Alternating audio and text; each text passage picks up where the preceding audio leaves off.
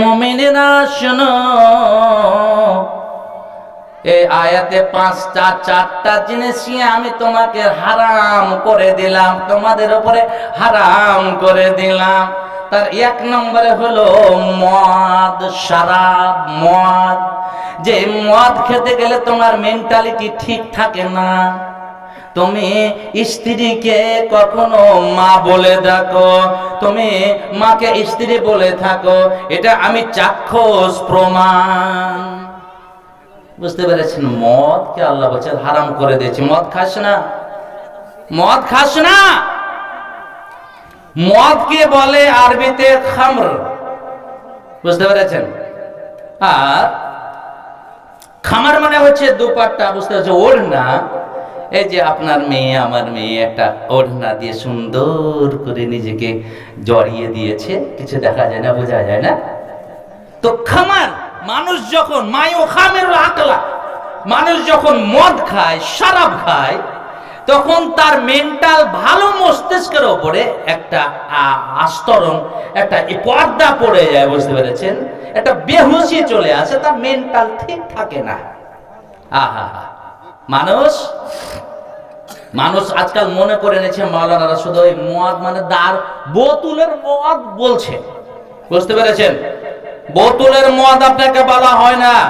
মদ কত প্রকার আছে, মদের মধ্যে ওই বোতলের মদ শামিল আছে, মদের মধ্যে আপনার বিড়িটা শামিল আছে, মদের মধ্যে আপনার সিগারেট শামিল আছে, মদের মধ্যে আপনার খৈনি শামিল আছে, মদের মধ্যে আপনার গুলো শামিল আছে।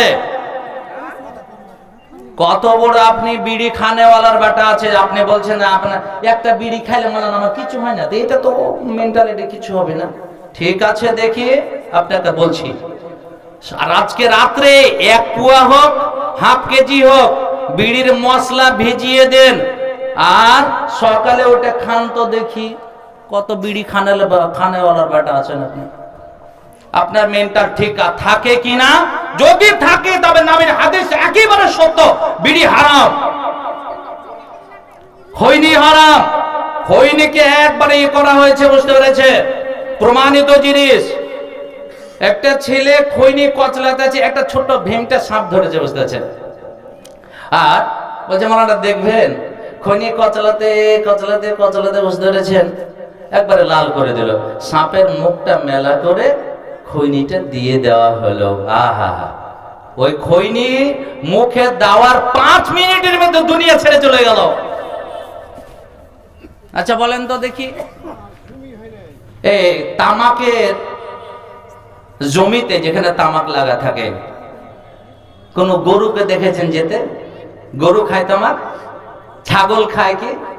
কুকুর খায়, শিরিগাল খায়, বানর, শুয়োর খায়, কেউ খায় না। খৈনির পাতার কাছে যাবে না, কুকুরও যাবে না, মুখতেও যাবে না। কেন? কে জানি খৈনির গ্যাস ঢুকে যায় আমার পেছাবে দ্বারে। না না, এর দ্বারে আমি যাব না। খায় কে? এই দোপাইয়া মানুষ।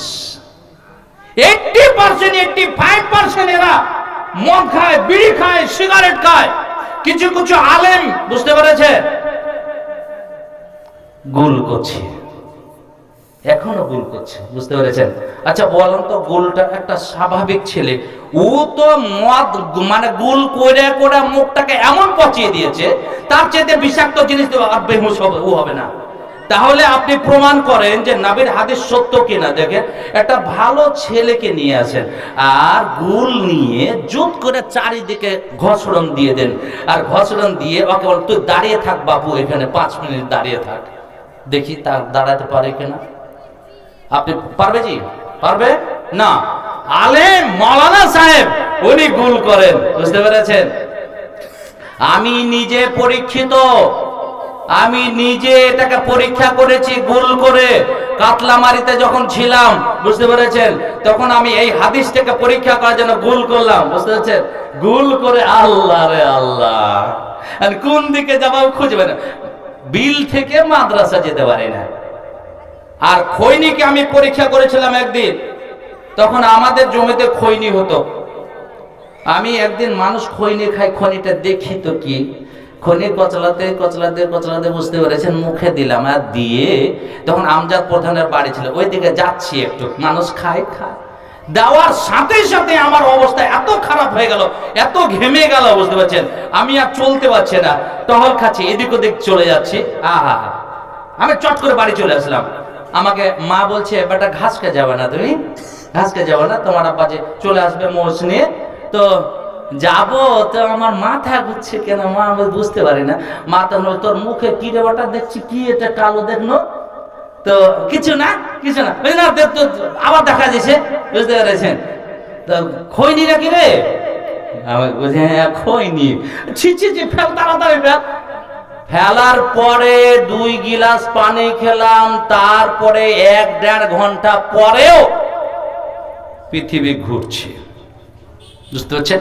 আমার আল্লাহ বলছেন, ইন্নামাল খামরু ওয়াল মাইসিরু ওয়াল আনসাবু ওয়াল আজলামু রিজসুম মিন আমালিশ শাইতান। দিয়ারের মানুষ, মস্তানি করো না, বাড়াবাড়ি করো না, খামার ছেড়ে দাও, বেঁচে দেখা। ইন্নামাল খামরু, নিশ্চয় মদ, বিড়ি, সিগারেট, খৈনি, মদ, গাঁজা, চুল্লি, ভাং যত আছে সব নিশ্চয় হারাম করে দেওয়া হয়েছে। ওয়াল মাইসির, জুয়া।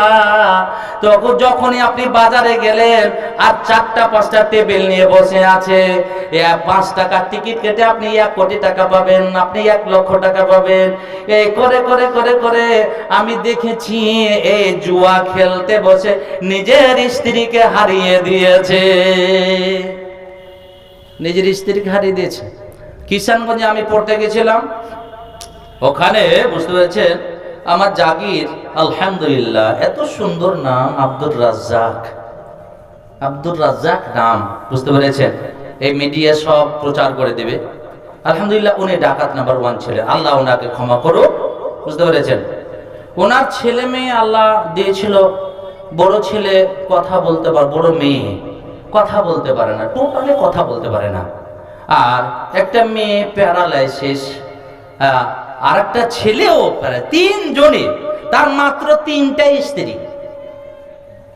একটাকে বাপের কালে উঠায় না, অর্থনৈতিক অবস্থা নাই, তো কি করবে, ও উঠাতে পারে না। 2 জন আছে, তো ঝগড়া ফাসাদ মিটে না।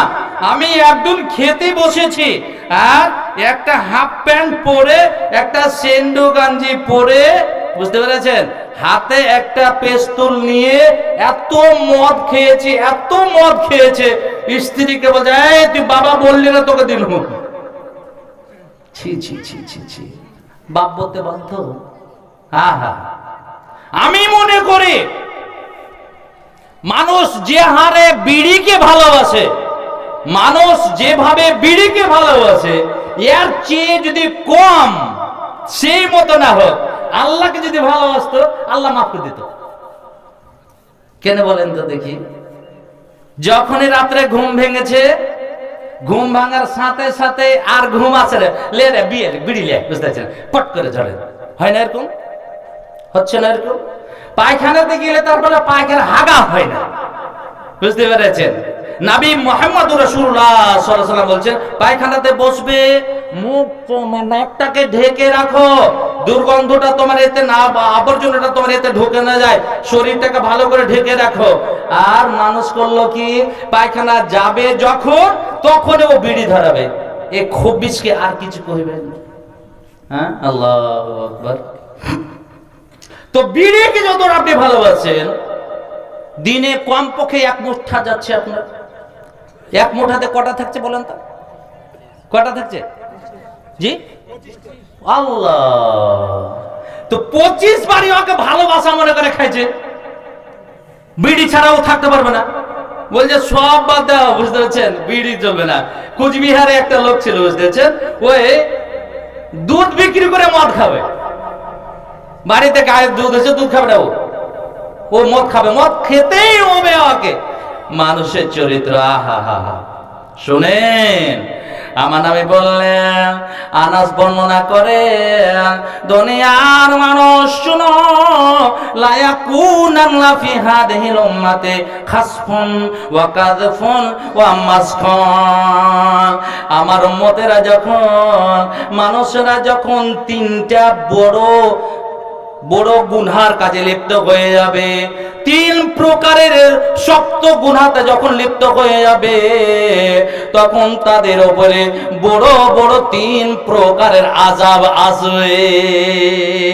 এক নম্বর গুনাহ হলো ইদা শারিবুল খুমুরা, মানুষ যখন সচরাচর মদ খাবে, নেশাদার দ্রব্য পান করবে, বিড়ি সিগারেট খাবে, কোনো শরম করবে না, হায়া করবে না। ইদা শারিবুল খুমুরা, মানুষ যখন মদ খেতে লাগবে। আজকাল দেখা যায় মুসলমানেরা বেশিরভাগ ভাট্টিতে পড়ে আছে, আর মুসলমানেরা রাস্তাতে পড়ে আছে। ওরে এক জায়গায় তার কাপড় ফারাক্কা ব্রিজে আছে, আর ও হাওড়া ব্রিজে পড়ে আছে, একবারে ন্যাংটা অবস্থায়। বলেন তো দেখি, এমন হয়ে বেহুশ হয়ে আছে, তার লুঙ্গি কোথায় খবর নাই। আমি জঙ্গিপুরে দেখেছিলাম, বুঝতে পেরেছেন, একটা উলঙ্গ মানুষ শুয়ে আছে, আর ওখানে করলো কি, তার লুঙ্গিটা অনেক দূরে পড়ে আছে। তা একটা পুলিশ করলো কি, ওটাকে নিয়ে এসে আর ওই কর, আর একটা কুকুর গিয়ে করলো কি, তার আর জায়গা পায়নি, ওখানে আর ওপরে গিয়ে বলছে, পেশাব করছে। আল্লাহ আকবার। এই হলো মদের অবস্থা, বুঝতে পেরেছেন। সেই স্ত্রীকে বলে তুই বাবা বল, বেহুশ অবস্থা হয়ে যায়, তার মেন্টালিটি ঠিক থাকে না, বুঝতে পেরেছেন। নবী বলেন ইদা শারিবুল খুমুরা, মানুষ যখন মদে মত্ত মাতাল। দুই নম্বর ওয়াত্তাখাদুল কায়নাত, মানুষ যখন গায়িকা নায়িকাদের নিয়ে মত্ত মাতাল হয়ে যাবে, গান বাজানা নিয়ে, যাত্রা নিয়ে মত্ত মাতাল হয়ে যাবে। আজকে মানুষ এই প্যান্ডেলে মানুষ ভরে না, মানুষকে বলতে হয় আসেন আসেন, এগিয়ে আসেন। কিন্তু দিদিমণির যদি সভা হয়, যাত্রা হয়, গায়িকা আসে, নায়িকা আসে, দিদি মনিরাকে বলতে হয় না একটু এগিয়ে আসে। এই মুসলমান করে কি, সর্বপ্রথম প্রথম কাতারে বসে যায়। কারণটা হলো শয়তান বলে রে, আরে তুই বেশি মজা পাবি, আগে চলে আয়, তুই আগে চলে আয়। আর শয়তানের পদাঙ্ক অনুসরণ করে আমরা আগে থেকে বসে, কিন্তু সভাতে আমরা আসি না। ভাই আমার বন্ধু, আমার নবী বললেন ওয়াত্তাখাদুল কায়নাত, মানুষ যখন গায়িকা নায়িকাদের নিয়ে মত্ত মাতাল হবে। তিন নম্বরে নবী বলছেন ওয়াদারাবু বিল মাআজিফে, মানুষ যখন বাদ্যযন্ত্র নিয়ে মত্ত মাতাল হয়ে যাবে। আর যুবকরা দেখতে পাওয়া যায় নেট তাদের ঢোকা আছে, আর লিডটা ঢুকিয়ে দিয়েছে, আর কানের মধ্যে লিডটা প্রবেশ করিয়ে সারা দিন রাত তারা বাদ্যযন্ত্র, গান বাজনা শুনতে আছে। নবী বললেন এই তিনটা গুনাহ যখন দেখা যাবে, তাদের উপরে তিন প্রকারের ভয়াবহ আযাব নেমে চলে আসবে। খাসফন, মানুষ দেখতে পাবে চারিদিকে যেন ভূমিধস নামতে আরম্ভ করেছে, ভূমিকম্প আরম্ভ হয়ে গেছে। ওরে তোমার কি মনে নাই 45 সেকেন্ডে ভূমিকম্পে সিরিয়া বিধ্বস্ত হয়ে গেল, ওরে তুর্কি হয়ে গেল, লেবানন হয়ে গেল, তোর কি মনে নাই? আমার আল্লাহ বলছে তুই শোন, বিসমিল্লাহির রহমানির রহিম, ইদা জুলজিলাতিল আরদু জিলজালাহা ওয়া আখরাজাতিল আরদু আফকালাহা। আল্লাহ যখন হযরত ইসরাফিলকে বললেন ইসরাফিল সময় হয়েছে, তুই সুরে ফুঁক দিয়ে দাও। হযরত ইসরাফিল দাঁড়িয়ে আছেন, সুর নিয়ে বাঁশি নিয়ে দাঁড়িয়ে আছেন, আর যখনই ফুঁ দিবেন তখন সারা পৃথিবী নিজ গতিতে কম্পিত আর ভূমিকম্প আরম্ভ হয়ে যাবে। ওরে পৃথিবীর সমস্ত জিনিস নষ্ট হয়ে যাবে, লন্ড ভন্ড হয়ে যাবে। ওরে কোনো জিনিস থাকবে না, কোনো জিনিস থাকবে না। তোর কি ভয় হয় না? ওরে 45 সেকেন্ডে এরকম হয়ে গেল। তবে সেই দিন আল্লাহ যখন সারা পৃথিবীকে ভূমিকম্পন দেবে, তখন কি অবস্থা হতে পারে? ও আখরাজাতিল আরদু আথকালাহা। আল্লাহ বলছেন পৃথিবীর বুকে যতগুলো মানুষ শুয়ে আছে, নর নর নারী শুয়ে আছে, যত প্রাণী শুয়ে আছে, মনে সোনা মনি মুক্তা যতক্ষণে আছে, সমস্ত সেদিন পৃথিবী বার করে দেবে, পৃথিবী বার করে দেবে। ওয়াকালাল ইনসানু মা লাগা, মানুষ বলে আল্লাহ রে পৃথিবীর কি হয়ে গেল, কি হয়ে গেল, এইরকম কেন দৃশ্য হয়ে গেল। যখন এই তিনটা গুনাহ করবে তখন এলাকা এলাকা ভূমিধস আর ভূমিকম্পে জর্জরিত হয়ে যাবে।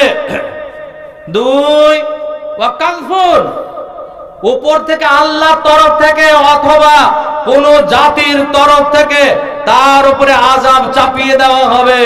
আপনি প্রস্তুত থাকেন, যদি আল্লাহর আইনকে না মানেন, আল্লাহর শরীয়তকে যদি না মানেন, আপনি প্রস্তুত থাকেন। যেমন আমার আসামি ভাইরা ডিটেকশন ক্যাম্পে পড়ে আছে, বুঝতে পেরেছেন, আশ্রয়হীন হয়ে পড়ে আছে। এখন আবার জুলুম চলছে কি, যারা বয়সের আগে 18 বছর বয়স, যেই মেয়ের 18 বছর বয়স হয়নি, তার বিয়ে হয়েছে, তার স্বামীকে ধরে নিয়ে গিয়ে জেলে বন্দী। যেই পুরুষের 22 বছর হয়নি, বিয়ে করেছে, সেই তাকে জেলে বন্দী, হাজার হাজার জেলে বন্দী। আসামি মেয়েরা স্বামীর জন্য ধর্ণা দিচ্ছে কোর্টের সামনে, আমার স্বামী ফিরিয়ে দাও, আমার স্বামী ফিরিয়ে দাও। আমাদের কোনো অসুবিধা হয়নি, আমরা কোরআনের আইন লঙ্ঘন করিনি। নবী মুহাম্মদ রাসূলুল্লাহ সাল্লাল্লাহু আলাইহি ওয়াসাল্লাম বলেন, ইয়া মাশারাশ শাবাব মান ইসতাতা মিনকুমুল বাতা ফালিয়াতাযাওয়াজ। যুবক, তোর যদি পকেট গরম থাকে, টাকা আছে, স্ত্রীর ভরণ পোষণ চালাতে পারবি, আর শারীরিক ক্ষমতা তোর ভালো আছে, স্ত্রীর সঙ্গে মিলামিশা করতে পারবি, সহবাস করতে পারবি, ক্ষমতা আছে, ফালিয়াতাযাওয়াজ, সেজন্য বিয়ে করে নাই।